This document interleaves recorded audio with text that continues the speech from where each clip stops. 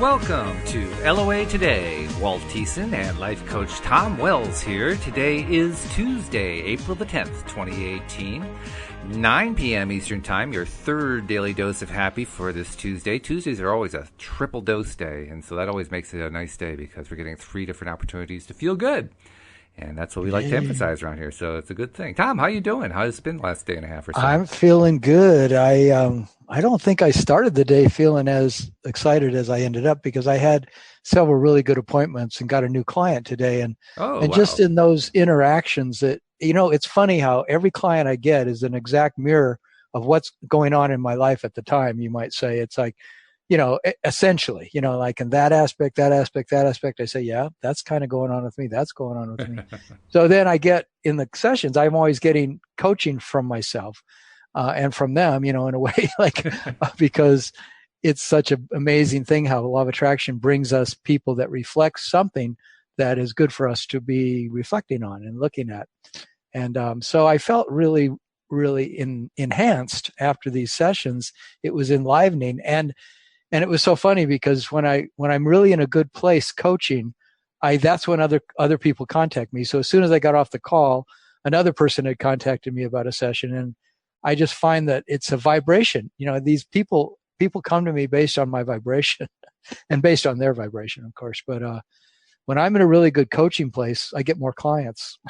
Yeah, well, it makes total sense. And by the way, congratulations on the new client. That's fantastic news. Yeah, but you're right. I mean, the vibration is everything, isn't it? What we vibrate is what comes to us. And we're well recommended to pay attention to it. Because the more that we pay attention to it and the more we get ourselves into that good feeling place, the more the good things happen. And when we don't pay attention to it, then other things can happen. Yeah. So it's a good thing to stay vibrationally aligned, that's for sure. So how was your last day and a half? I mean, how are you? It's been a pretty good day. I mean, got some work done on the book today.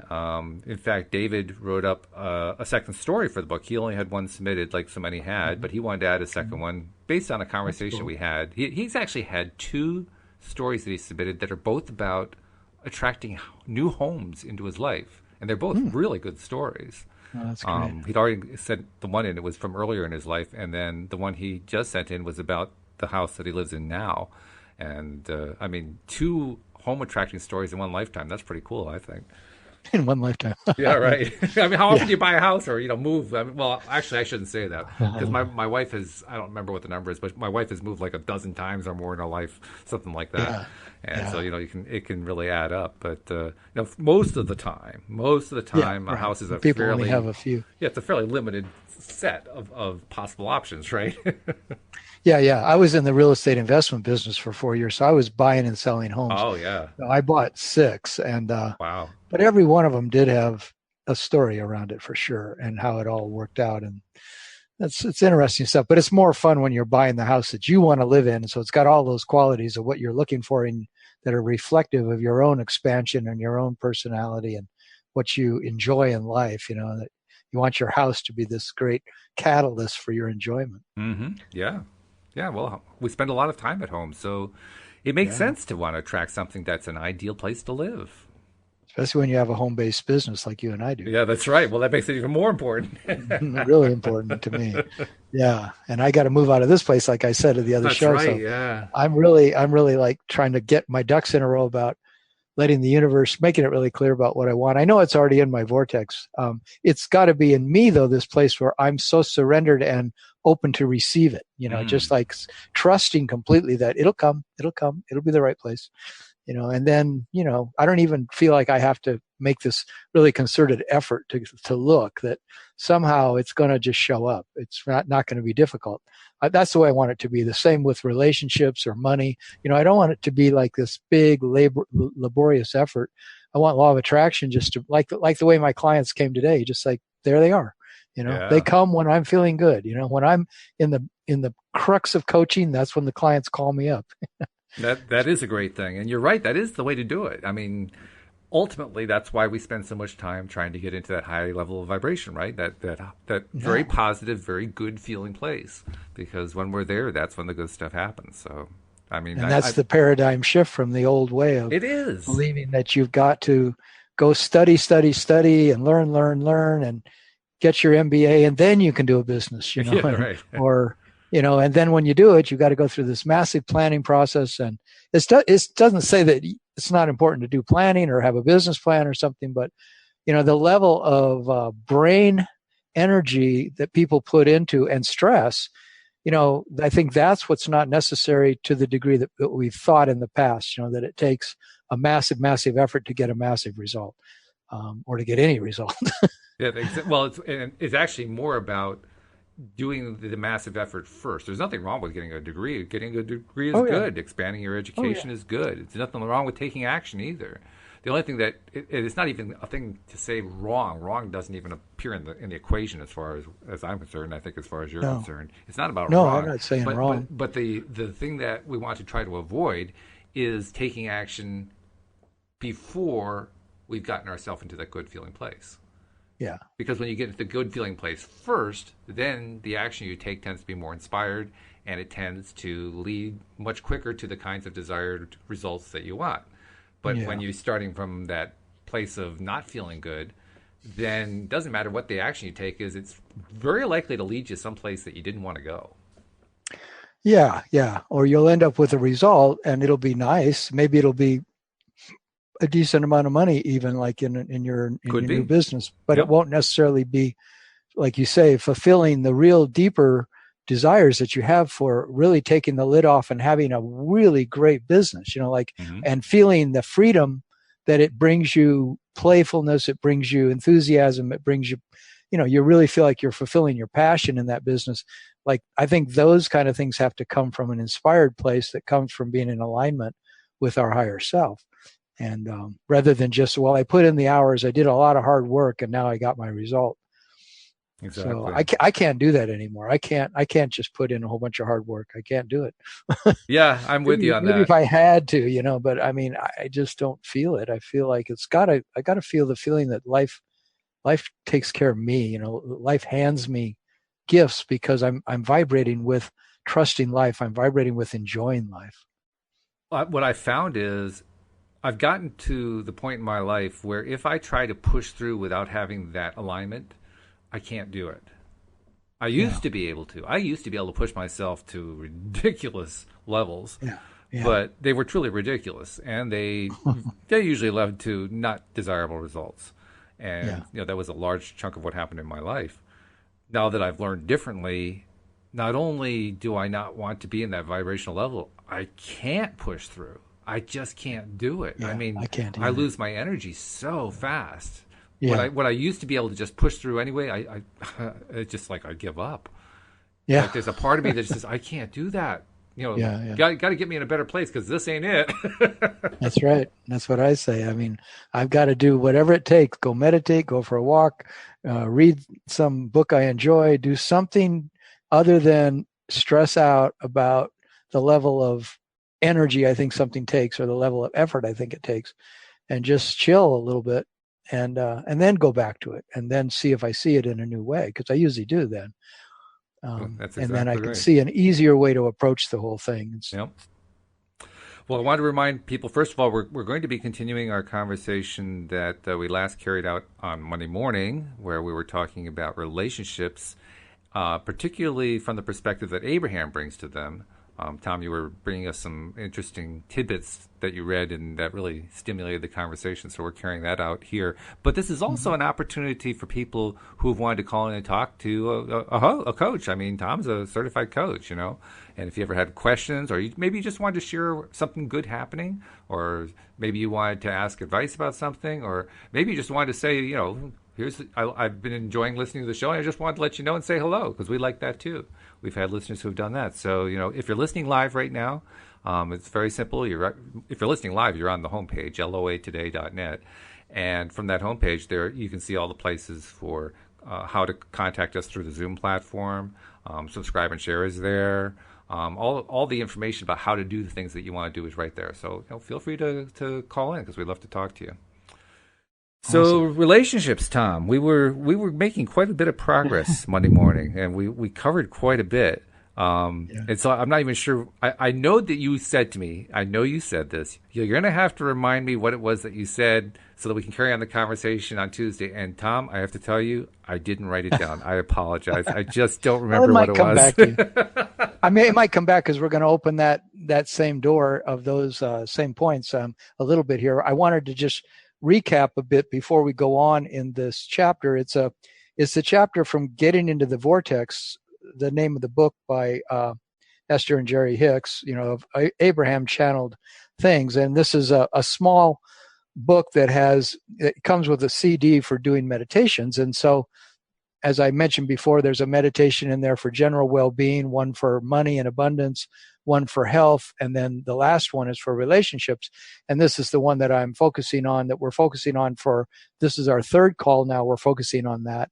And it's got 16 different points it makes, and then there's fill-in material in between each of the points. But we've gotten through about 3 or 4 of those points, because each one is so rich with possibilities for discussion. And the thing I love about this chapter is that it approaches looking at relationships in a way that, in a sense, I never, ever in my life was taught to look at relationships in this way. So I've found that over the years that I've been listening to this meditation CD and reading some of this book about relationships, that it's always illuminating to me. I feel like I'm in the territory of an area that I've never really dwelt in before, of looking at relationships in this way. So that's why I think it's so fascinating to talk about it. And where we were at when we finished the last show was making this point that Abraham was saying that before our birth, that we understood that when we came here, we would be in contrast, and we believed in our ability to focus on solutions to whatever came up.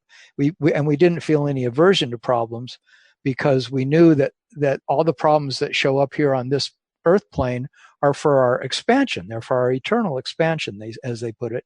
And they say you relish the idea of joyful exploration, personal choosing, and deliberate focus, because it's co-creating at its best. And we've talked a lot about how they were saying before this, how much relationships bring us this value of differing opinions. They bring us this huge diversity of people, like a giant smorgasbord of everybody in the world, and every single person is a chance for our personal expansion. And they were saying everybody that we meet throughout our entire life is there for our personal expansion, which is quite an amazing concept in and of itself. Mm-hmm. Yeah. and so they say when you can understand the value of differing opinions, you'll get immediate value from every relationship. And since you can't make others change to please you, appreciating them where they are will give you ease. The more perspectives that enter the mix, the greater potential for wonderful creations. Even when you feel strong opposition to the opinions or perspective of others, your interaction with them provides the basis for expansion and solutions and answers that you wouldn't have access to without their seemingly problematic positions that they're taking.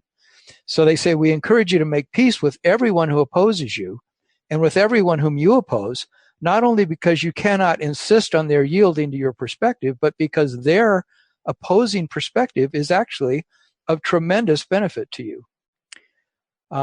Because of your exposure to what you perceive as their wrong or bad or unwanted behavior or perspective, you have given birth to an improved situation. And just as they help the problem side of the equation come into focus, they help the solution side of the equation come into focus also. And that solution waits for you in your vortex of creation.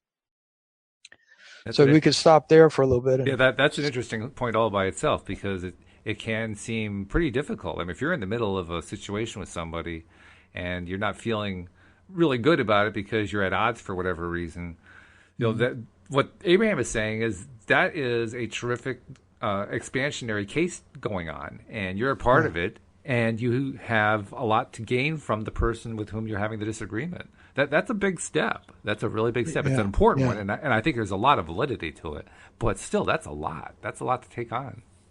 I know. I was in a discussion with a friend of mine not too long ago, and he was taking a position that was pretty contrary to what I felt like I was trying to express. Mm-hmm. And so he had been offended by something that I said, and so I I stayed in that conversation for 3 hours with him. Wow. And I mentioned this in another podcast, but because I felt like this is nothing but an opportunity for expansion. I really felt that. I wasn't necessarily thinking that exactly those thoughts, but I knew it in my intuition was that there is nothing wrong with the stance that he's taking. It's completely his sovereign right and opinion to take the stance he's taking. And I stayed in the conversation also in the hopes that he would begin to see that I was open to learning from the situation. I wasn't looking at it like we're in opposition. I was looking at it, well, he expressed something, I expressed something, and would there be room in this 3-hour discussion for him to understand that I have no animosity whatsoever to him, nor do I have any intention of harming him. In fact, I had the opposite intention. What I said was completely coming from my own perspective to help him. But I saw how that whole conversation was expansive for both of us. And I wonder, I haven't talked to him since, it's been like 8 or 9 days, but I'm real curious if he felt like he expanded because of it, or if he felt like I'm never going to talk to that guy again. But and it could go either way. You never really know, do you? No, but I trust a lot in someone who's a friend that we've been interacting for long enough that he might just come to see that, well, once you get away from the immediacy of a situation that feels emotionally difficult, then you get back into alignment with your more peaceful, higher self, and then you can look at it with new eyes, and you might, all of a sudden it might dawn on you, might get an impulse. Well, I can see the benefit of why this is happening, or I could see the point Tom was trying to make to me, or maybe I see the point that he's trying to make to me in a new way, and I really expand because I get his point. And I did at the time. I started to really get his point. It was a hard lesson for me to take, which was about being a better listener, really, and about being careful when I open my mouth. Am I really in touch with where that other person might be coming from? Instead of making assumptions that I know where they're coming from. Yeah, that's always hard because we never really do know. I mean, we get certain clues, obviously, from the conversations. We get certain clues, perhaps in body language, from when we're talking face to face. But even then, you never really know for sure. So, I mean, but asking questions. It's a question. It's a difficult tightrope to walk sometimes because on the one hand, you're trying to be open, right? You're trying to listen. You're trying to hear where they're coming from. You're trying to understand and appreciate. But on the other hand, you got to be true to your own viewpoint. Yeah. And sometimes that just leads to disagreement. It doesn't mean you have to be disagreeable about it, but it just is going to lead to disagreement. So, should we try to shelter ourselves from that disagreement? Well, probably not, because like you said, that's where the expansion comes from, right? It comes from the recognition of this new formulation of a problem that had not been formulated that way before. So now that has added to your vortex, like you said. It adds like, well, I have a desire to see some sort of resolution to this, and or whatever is going to come. Like they go on to say that through the daily meditation process that they teach through this book that they offer you on their CD, you'll come into alignment with the solutions and creations that are in your vortex. And then from inside your vortex, you will feel appreciation for everyone who contributed to its becoming. But so if you decide in advance to appreciate everyone that you're going to encounter in your life, even before you're in your vortex and even before the solutions have shown themselves to you, it'll shorten the process and bring you faster to the solutions you seek. And even more important, your life will feel good to you every step along the way.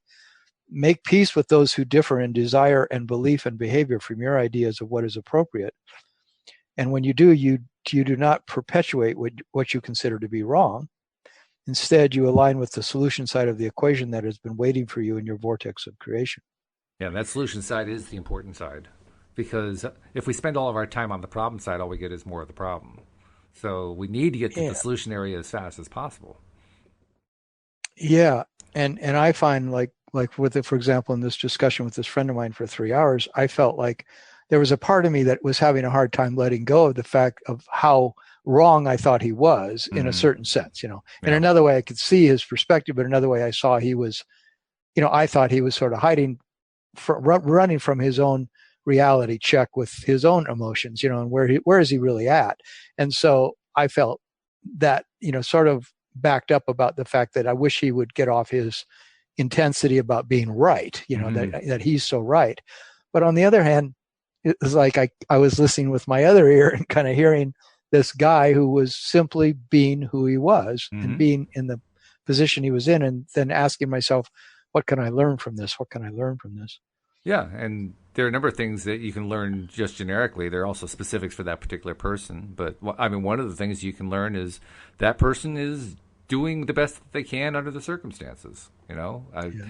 When I try to look at it that way, it's easier to handle whatever they're throwing at you, even if it's terribly unpleasant. It's easier to handle it because they're just doing the best they can with their circumstances. Yeah. You know. And here's the thing that to me, when I was reading this work on relationships from this book, Getting into the Vortex, that just blew my mind, and it continues to be such a key point in my life. And this is their next point. They say, sometimes it seems like others have the power to negatively affect your experience. Oh yes. But that is never true. It's never true.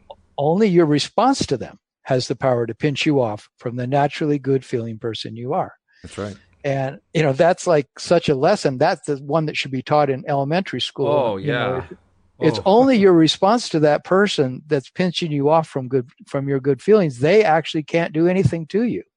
It's the way you're reacting to them that's causing you to feel bad, And it's important. And that's hard to believe sometimes. It is hard to believe. I mean, that when we're first faced with that possibility, that just seems overwhelming. But nevertheless, it's true. And what's more, another piece of truth that goes along with this, and I'd have to look in the various books I have from Abraham to find the exact quote, but the gist of it goes like this. Whenever someone's hurling stuff at you, they're not talking about you. They're talking about themselves. Mm-hmm. And if you can maintain that perspective, that even helps further to be sympathetic to where they're coming from, Yes. And in this chapter on relationships, they'll go on, if we just stay on this chapter for a while, they'll go on to get into that whole area of what it's like to really be a sovereign being when you're in the presence of others, and realize that each person is entirely only interacting with themselves in a certain way. Mm-hmm. It's their reaction to all these reactions you see in the other person that seemingly are directed at you are reactions to their own self. And it's because they can only know you in relation to how they know themselves. Exactly right. And so whatever they're thinking that's how they've come to see life and that's how they see themselves in life. And so they're putting you into their picture and calling you a name or something when it's really not. That's just that's how they see themselves in a certain way. And isn't it interesting too, how we do, I mean, we've all done it. We all have been in situations talking with somebody and they say something and we take it wrong.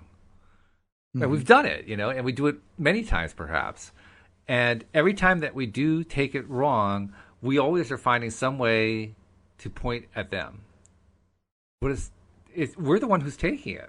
We're the one who's deciding that we're going to be upset or frustrated or not listened to or feeling, mistreated in some way or whatever. We're the one making that decision. Mm-hmm. That's not an easy thing, but boy, is it empowering when we learn it and when we incorporate it. And certainly, even after the fact, I mean, after I've had a difficult situation with somebody, just reminding myself of just these things we're talking about, that it makes it easier to breathe. It makes it easier to relax and just to calm down, all that kind of stuff. Yeah, the whole thing about the fact that it's really all in our perception, and that where we're putting our focus is determining whether we're feeling good or not about anything that's happening. And they go on to say in the next paragraph, it always feels good to notice the positive aspects of another, because in doing so, you remain in complete alignment with the broader perspective of the source within you, because the source only sees the positive. And since the positive behavior of others does feel good, it's logical you enjoy giving your attention to that. But if you become reliant on the behavior of others to keep you feeling good, then when you observe unwanted behavior, it's logical that you would not feel good. Yes. And the worst part of that is you then believe that your feeling good is dependent upon their behavior over which you have no control. Exactly. And so a belief that the behavior of others must be controlled so that your observation of that good behavior will make you feel good leaves you feeling vulnerable to their behavior. All because we made the false assumption somewhere in the back of our minds that their behavior will determine how I will feel. Yeah. And it's a good check for me because it makes me realize how much I am depending on a conditional happiness. My happiness depends on whether she does this or she does that, or whether he says this or he says that. And it's so subtle, I don't even realize I'm doing it a lot of the time until I find my happiness being affected by somebody else's apparent choices or something they said. And I have to dig really deep into myself and realize that, well, I'm reacting to something that I'm putting my focus on. They said a certain thing or they did a certain thing. I put my focus there because it's an issue for me, and I'm making it like dependent on their behavior. Like, well, if she would just change her behavior, I'm thinking of right now of a friend of mine. If she would just change her behavior, then I wouldn't have this problem. Mm-hmm. And it's not true because for one thing, she's not even aware of the behavior, and it seems something that could be pretty much out of her control. And number two, it really points out to me that I've got a charge on it. I've got a charge on it. And it doesn't mean my charge is wrong. No. I just have a charge on it. Yeah. It just means that I want to own more of the fact that if this becomes a problem between us, it could be exacerbated by the fact that I'm the one that puts the charge on it. Mm-hmm. I'm the one who turns it into a problem. Whereas maybe if I just sort of relaxed about it and looked at it in a different way, it wouldn't have to become a problem. I don't know if you know what I'm talking about. No, I do know what you're talking about. Yeah. I know exactly what you're talking about. And I think listeners do too, because we've all been there. We've all done that. Yeah. We've all experienced that. And it's often hard to think about who's got the charge when you're in the middle of something like that. Whose charge are we talking about here? And usually it's both, I think. It usually is to one degree or another, because why would people get involved in a difficult conversation in the first place? Well, because they both have some sort of motivation that's bringing them there. The motivation may be quite different between the two people. They may have two entirely different motivations, but nevertheless, the motivation is bringing them into that conversation. So they do have some kind of a charge going into it anyway. That's why the real challenge, the real trick, is when we find ourselves there and we're surprised by what's happening, and it's a little bit overwhelming and so forth, is to remember to take that breath and slow down and stop and try to remember, okay, what was my charge coming into this? How can I let go of that? And how can I appreciate, like Abraham was saying, the positive side of the other person? Yeah. And, it's the thing I was saying with a client on the phone today, it's our vibration that is really bringing everything into our life. And it isn't a good or a bad vibration. It's just that the law of attraction says, it's sort of like it's trying, it's sort of like the law of gravity. It says, everything's going to stay, connected to the earth, sink to the earth, or whatever you want to describe that.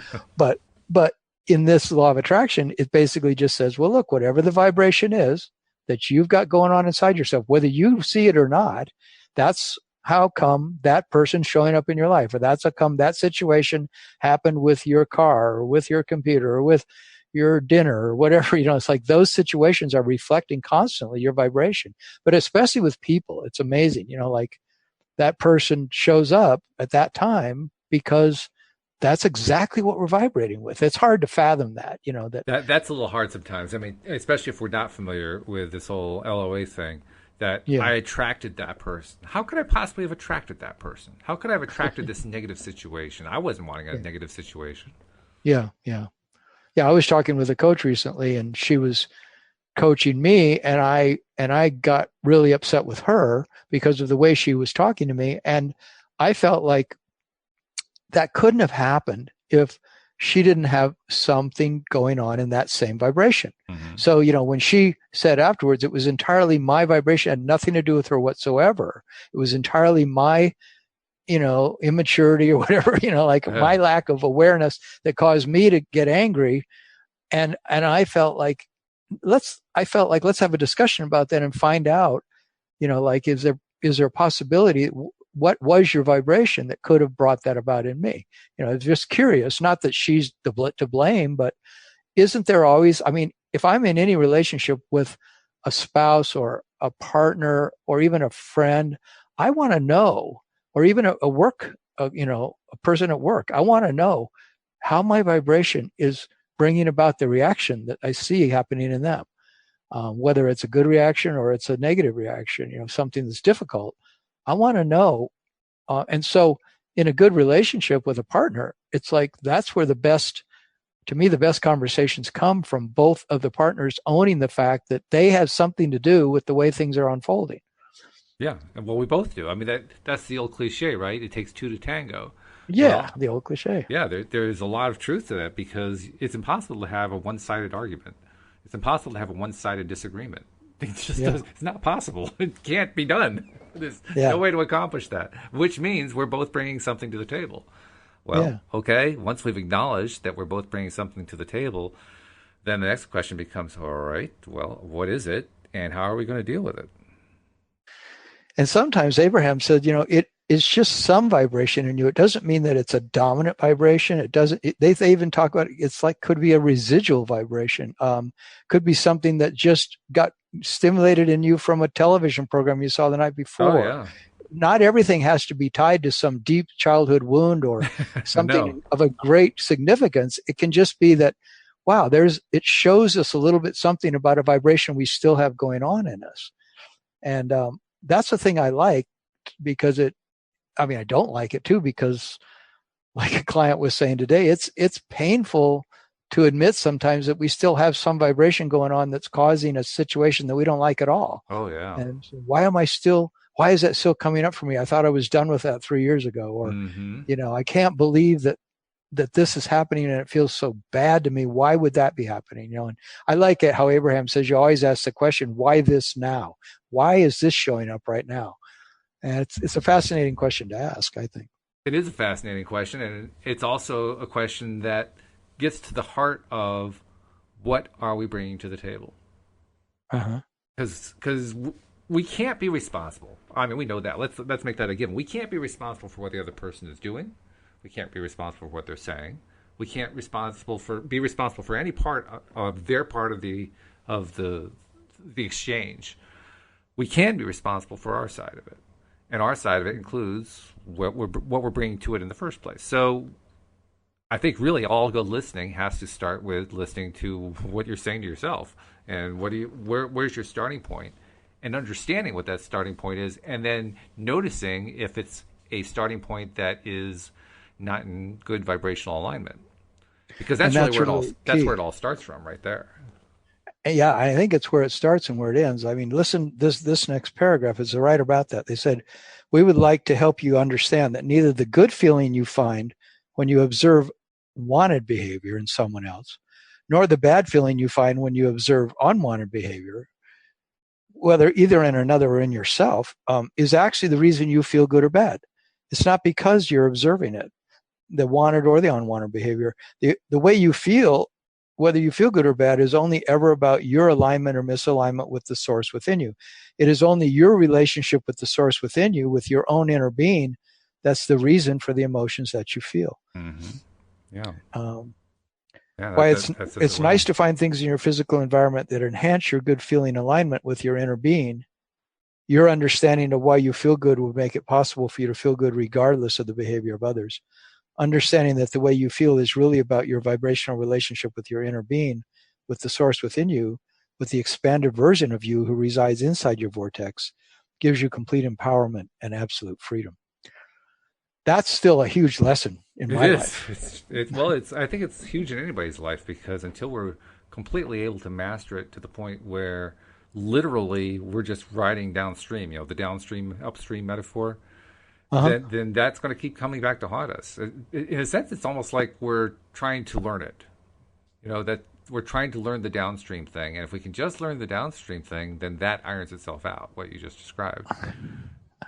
Yeah, that you always turn your boat downstream and go with the flow. Right, yeah. Look for the ease. Look for what source is trying to tell you. Yeah. But it's powerful. It's powerful to realize that it's a relationship between me and me is what I'm always dealing with. That's right.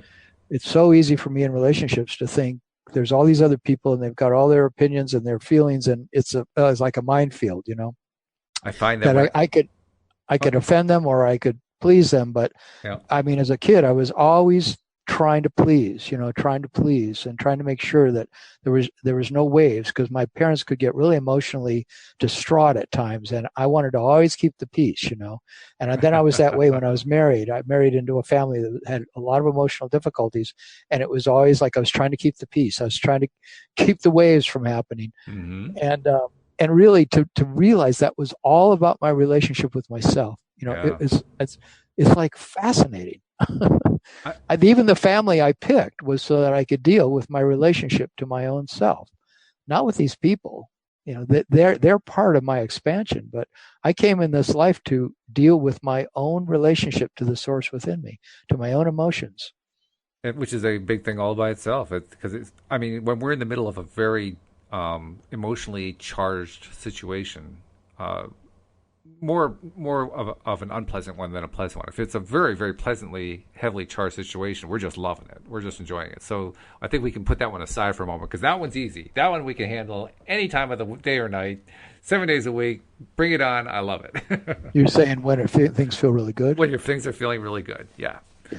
Right. But when it's the other side, when you're in a emotionally charged situation where things aren't feeling good, I find that's the time I most want to remember the one thing that I don't remember. Yes, right. Which is, when I am not feeling good, it means not that I am mad at somebody else. It means that my physical being is not in ideal alignment with my internal infinite being. Yeah. That's or even that so somebody hard else to is remember. mad at you. Yeah, either way. The point is, if I'm feeling it, regardless of whether I'm initiating or they're initiating, if I'm feeling it, it has nothing to do with them. It has to do with me and me. Yeah. That's hard. That's hard to remember. Yeah, and it kind of makes me want to have, this really keen awareness, like a real, sensitivity to, well, what is it that source is trying to tell me, or what is it? How would I get in alignment with source right now? If I'm feeling this out of whack, what could I do? And of course, there's always go sit down and meditate. That's always, if you have the time and you can find a little bit of a quiet space and close your eyes or something and follow your breath for 5 minutes, it can be a tremendous aid. Or like Abraham says, go take a nap if you can, or, completely go do something different. If you've been inside working, go outside and go for a walk. If you've been totally not giving yourself a chance to enjoy your music for the whole day, turn your music on, get into a different headspace that feels good. But somehow get aligned with that sense that you're back in that place of inner peace, that place of inner knowing, that place of ease, that place of feeling good. Something else that also works when you're in the midst of one of those difficult situations. Again, not always easy to remember, but if you can remember, it's really good. When you're in that kind of situation, the stress level tends to rise, and even if you're doing everything you can to not take stuff personally, stuff can still get through. Well, the best thing that you can really do during the situation, apart from what they were talking about with, finding the positive aspects of the person you're dealing with and so forth, one of the best things you can do for yourself is just focus on doing some deep breathing in the middle of it, because if you're truly breathing correctly, meaning that you're breathing deeply and fully, and you're doing it continuously rather than just an occasional breath or two, you can't stay stressed. It's not possible. Physiologically, it's not possible to stay stressed when you're continuously doing deep breathing, slow, gentle, deep breathing.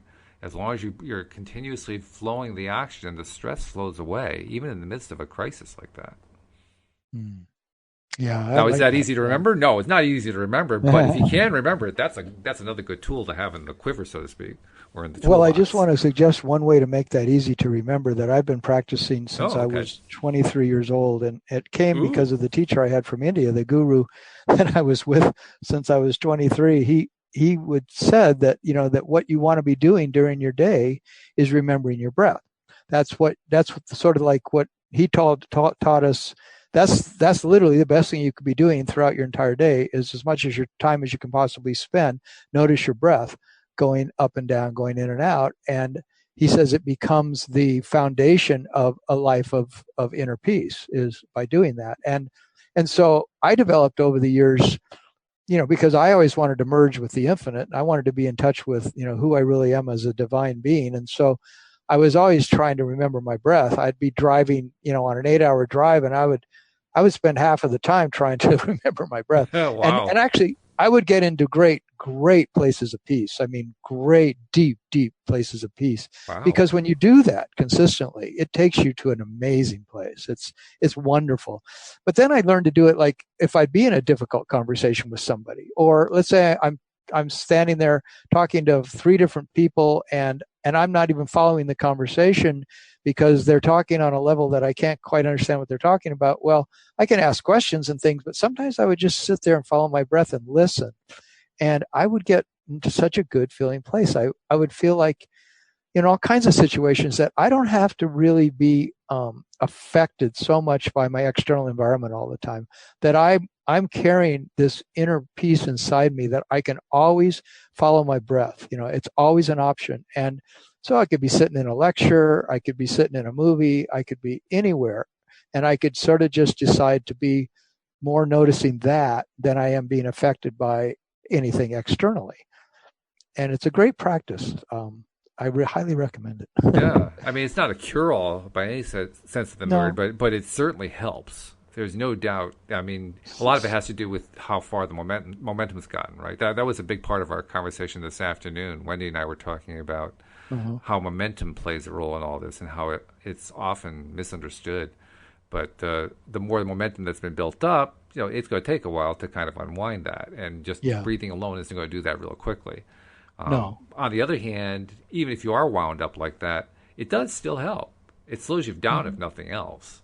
And if you can keep at it, I find that I'm able to maintain my composure in some pretty difficult situations, which still doesn't make the situations any more pleasant, but it does make me pat myself on the back like, hey, you came through that pretty well. Congratulations. You held your temper. You didn't get, into a big fight or anything. Well done. Yeah, there's a lot of benefits to it. So shall we go on in the book a little more? Yeah, let's see what you got. Okay, we out of 16 points in this chapter, we're now at number 6. And this is where I think it turns a bit of a corner. It's sort of what I was talking about how I grew up, always trying to please parents and teachers. Oh, right, yeah. And I think my friends too, but mainly parents and teachers. But it says, sometimes others believe that their happiness depends upon your response to them, but that is never true. And if you encourage them to believe that and stand on your head to please them, you don't help them or you. And I once heard Abraham say in relation to this statement that, the main person that we have that with is our mothers usually. That we really believe that our happiness depends on their response, because if we're in that little baby crib and they're like getting happy as heck when we're goo goo goo and ga ga ga and we're smiling, and then we watch their look on their face and their body expression and their energy when we're crying and we're upset, and they get really upset, and they're freaking out, which I know my mother did sometimes.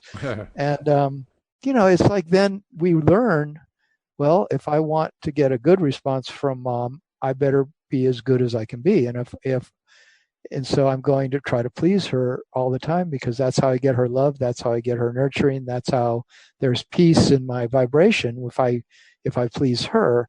But that trains us to put our focus on pleasing those outside of us. And I think I learned that lesson with women. And I find in all these relationships I've been in and out of my life, that I've really definitely chosen women that I feel like are stern. They have a sternness to them. And then I have to please them. I have to be sure that I don't inspire their sternness towards me. And I thought, well, that's exactly what I was doing with my mother all the time and with teachers. Oh, okay. Yeah. All right. Yeah. Well, you're right. Certainly, the maternal presence is huge in all of our lives. It has to be, because that's where we got most of our nurturing and our nourishment and our feeling of safety and feeling that everything's going to be okay or not, depending on the situation.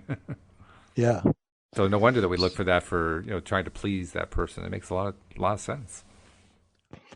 Right, and it's such a devastating, difficult thing for me in relationship, because it's I don't want to be coming from that place, and of course I am less and less, I think, coming from that place. But it can sneak up on me sometimes. It's because it's so deeply ingrained in me, this old belief, this old paradigm that said, you better not get on their bad side. And even believing they have a bad side now is not helpful for me. And to encourage them to have this hair trigger about whether I'm pleasing them or not is not good for them, because it brings out that side of them that's then, being critical. And well, sometimes obviously this is where words can be played with a little bit in order to help release some of the pressure. So we don't have to think about their bad side, but we can talk about the side that we don't prefer. We don't have to label it as being right or wrong. We just say, no, I don't really like that. So, and there's nothing wrong with that. That's okay. It's okay. It's not like we're required to like everything about somebody. There's no rule anywhere that says that I know of. And to focus on the things that we appreciate, because that's definitely something I was not taught as a kid. I don't ever remember getting any kind of, at least overt.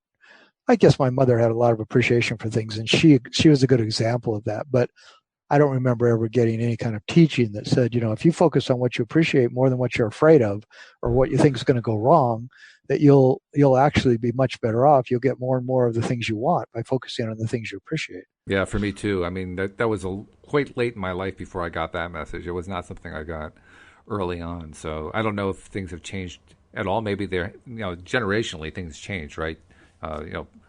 Daughters learn from their mothers, and so they try to do things differently and so forth when they become mothers. So things may have changed in that regard, but I wouldn't be surprised if there's at least some degree that it remains the same. And, it's, again, one of those things that we could use more of.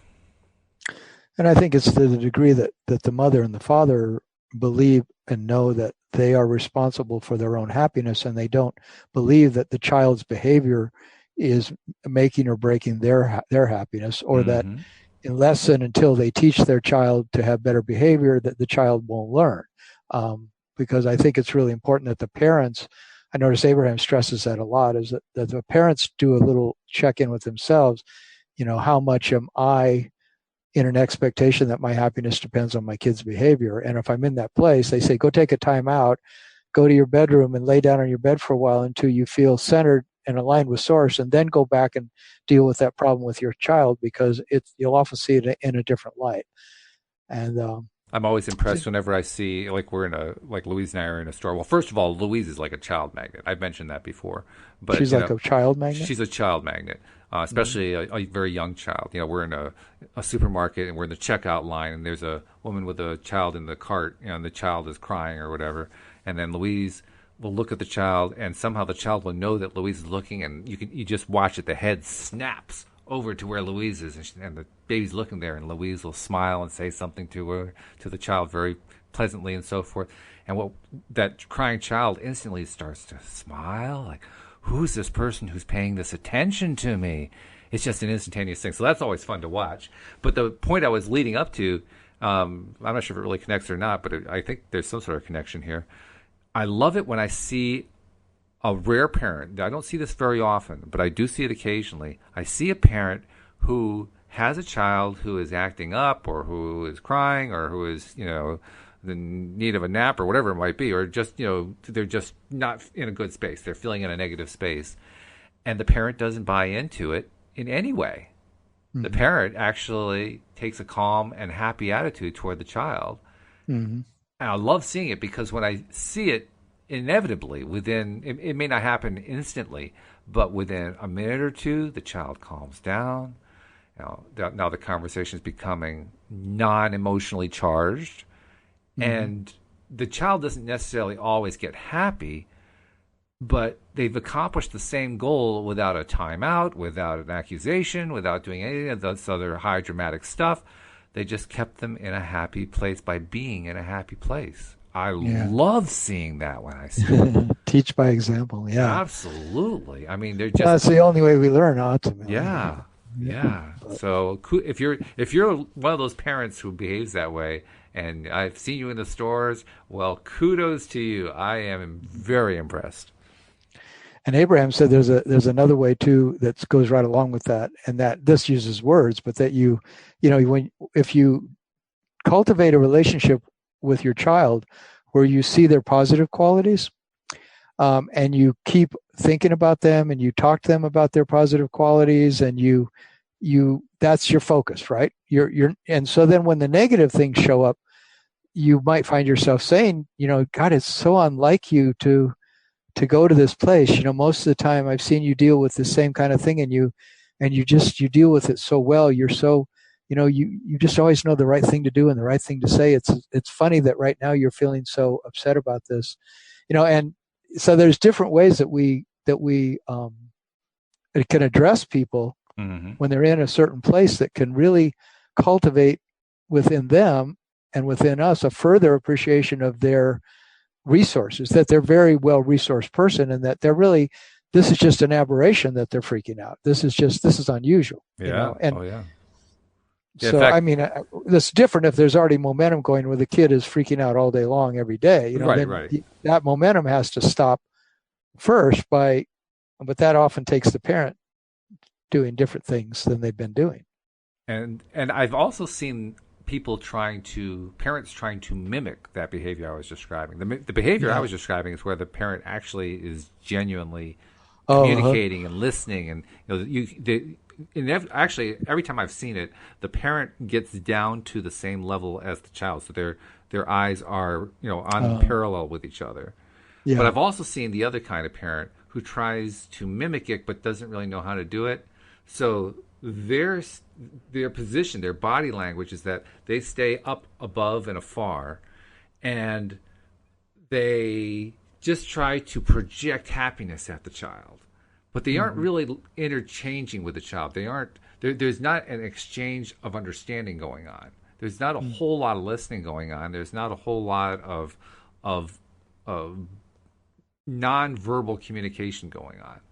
And in those situations, it fails abysmally because the child knows the difference. Yeah. It's not like they can't tell the difference. They know the difference.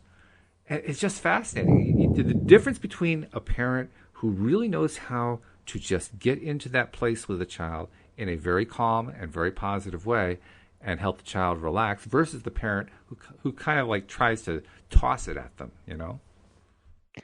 Yeah, or a parent who is actually vibrating with fear of their child's anger, or anger at their child's anger, or anger that a disturbance is taking place in the middle of the supermarket, or which is sad that they've been dealing with enough stress that day and now this is just adding to their load. Well, what does the child pick up is the real vibration, like you're saying. They know exactly what that parent's really feeling. So no matter how they're acting or what they're saying, it might be all the right words and they're down making eye contact and everything, but their inner vibration is, I'm so stressed out I can't stand this, or I'm so afraid that people are judging me right now, or whatever it is. That's what the kid's picking up. And so it's a what's the word? It's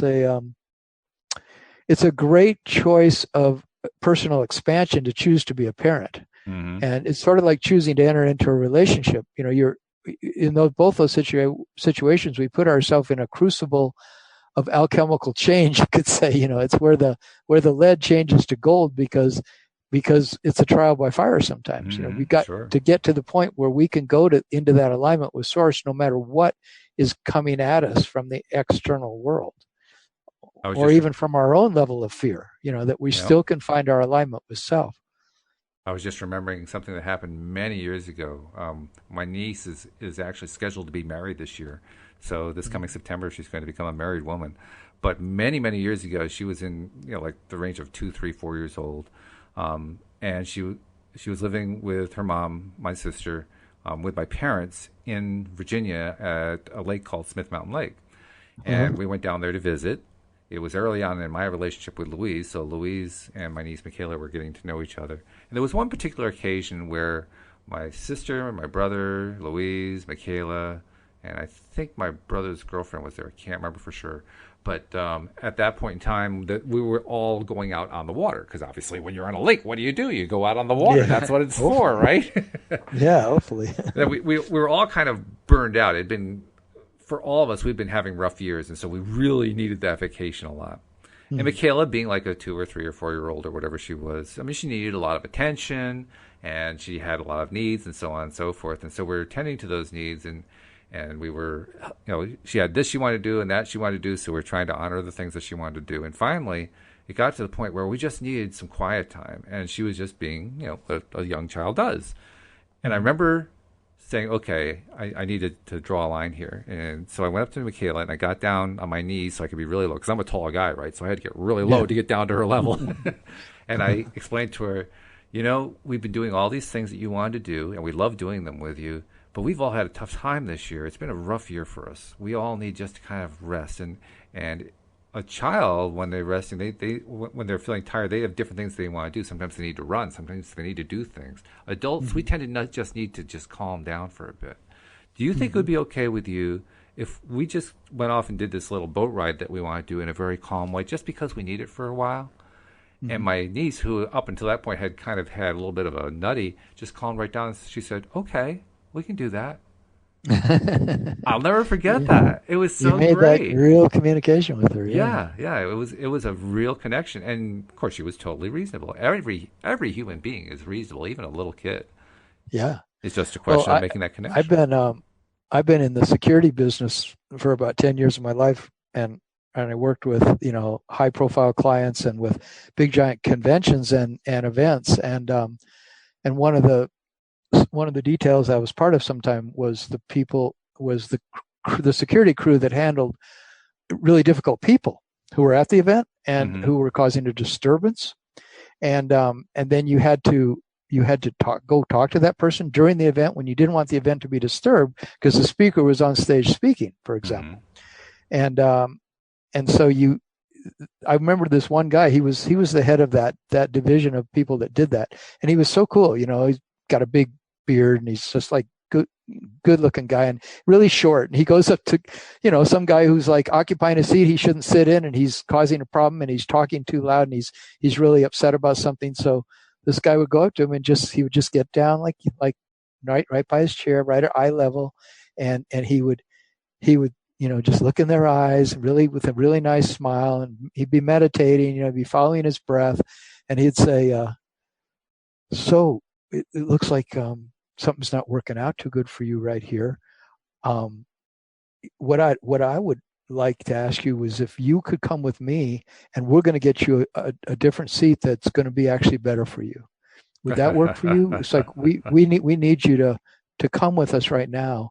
And he would do it in such a way that I never saw him fail. He would always get that person to do that thing, because he was just so loving, and he was so kind, and yet he had an authority. The guy knew this guy wasn't going to back off. Right. He was going to stay with that guy at that chair if they had to carry him out. And I suppose there was a number of times he probably said, we don't want to have to bring the police down here, and have you taken out that way. You want to go through that. Anyway, but he would always succeed. It was pretty amazing. Yeah, that's very good. That's a very rare human being who has learned the power of being in that vibrational alignment. Even if he doesn't call that, he may never have heard of the phrase vibrational alignment, but he sure knew how to get there. Yeah, well, that guy lives in that place. He's an amazing guy to watch because he could be out mountain biking or he could be doing. He's been married to somebody that he's considered rather difficult in his life, and the way that he handles his relationship with her is so beautiful because he just always finds a way to keep the peace, and maybe he's doing the same thing of like pleasing, in a certain way. So there is that, like he might not be that happy to be just always pleasing her, but he knows how to stay out of the fray, and to keep her always on an even keel. It seems like it's something has worked because they've been married for 30 years, But yeah, something's working if you're still there for 30 years. That doesn't mean it's a good marriage, but not necessarily. But nevertheless, you're doing something right to hold it together that long. Yeah, and they seemingly are happy. They do a lot of things that would indicate that they're having a good time together. So it's not like they're estranged at all. That's good stuff. So that's where we come to this point that it says when others, I don't know if we got to end now, but when others are pleased by your behavior, it often feels very good to you. It's nice to see others when they're feeling good, and it feels good to know that you had something to do with their feeling good. So, there is that, that you can, when you treat people really nice, and it's nice to know that they're feeling good because you're treating them really nice.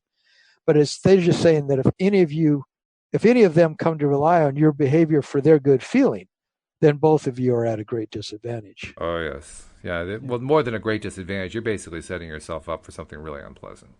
Yes. That's really what it comes down to. If we're not going to be willing to take the position that how I feel is up to me, no matter what anybody else is saying, if we're not willing to take that position, then we're basically opening ourselves up to the slings and arrows of outrageous fortune anytime they want to come our way.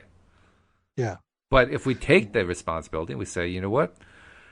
I know that some other people say things that I don't like. I know people do things I don't like. I know there are people who think things I don't like. But I get to pick how I'm going to reply to it. I get to pick how I'm going to react. I get to pick what my feeling is going to be. And by practicing that, once we learn to do that, we put ourselves into a much better place than anybody else we know, most likely. Uh-huh. I mean, that's the way I look at it anyway. Yeah. So it's been about an hour. Do you want to? Yeah, we're about the end there. We didn't have anybody call in. I probably should have anybody on the chat? No, there's nobody in the chat, but that's all right. Okay. It was still a good conversation because this is something that is it's a daily issue. It goes beyond mate type relationships. It's every kind of relationship. They all are driven by dramas and traumas and things like that. And pleasing. And expecting to be pleased. All that stuff. All that kind of thing goes on. And it's good to know they don't have to be. In fact, it's also good to know that the more that we are willing to take the time to realign ourselves, to get into a good place, and to recognize that anything that's slung at us probably has little or nothing to do with us, then we are helping to foster a happier world and better relationships and happier relationships. Because really, that's what we're looking for, right? Happy relationships. It's a wonderful part of our lives when we have fun, enjoyable relationships, and relationships that bring up contrast because they're equally a part of our expansion. Without the contrast, we wouldn't expand. That's true. That's more like the difficult or the more challenging part of relationships is to deal with the things that feel difficult when they come up. But like Abraham said, don't look for a mate, don't look for a spouse that's going to be always yesing you and just agreeing to everything.